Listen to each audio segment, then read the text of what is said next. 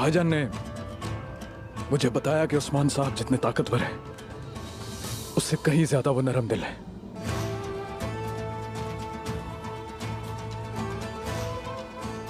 मेरे सारे के सारे जुल्म माफ कर दें उस्मान साहब।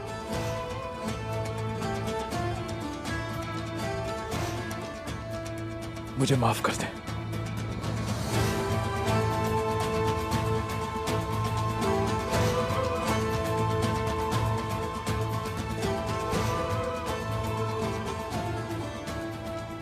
आज से जिस तरह कोनूर मेरे लिए है, वैसे ही तुम हो। तुम्हें दिल से खुशामदीद कहते हैं गोप्तो।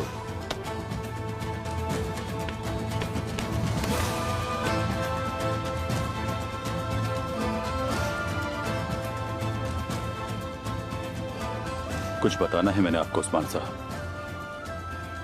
गोप्तुक ना सिर्फ अपनी असल रूह और घर की तरफ लौटा है, बल्कि इस्लाम कबूल करके मुसलमान भी हो गया है। अरे माशाअल्लाह।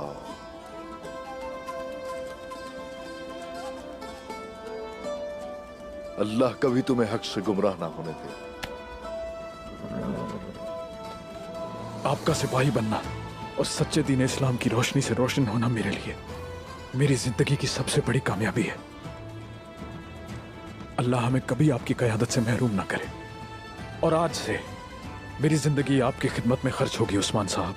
शुक्रिया गुप्तुक मेरे भाई, शुक्रिया। तो अब मेरे भाइयों,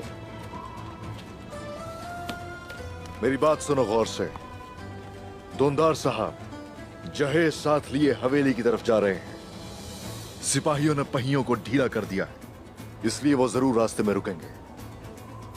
उसी दौरान चचा और उनके साथ जो लोग हैं, हम उन पे हावी हो जाएंगे।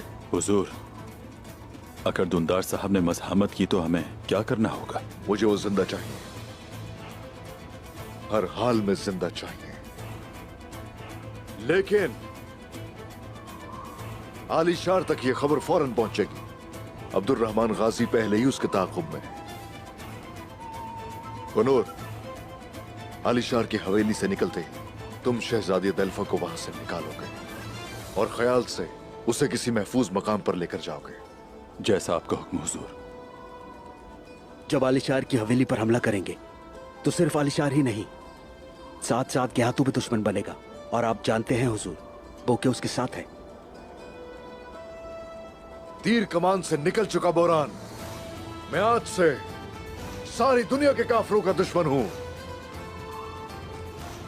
आज का दिन यकजहती का दिन है, कोई एक गलती भी नहीं होनी चाहिए। आ जाओ।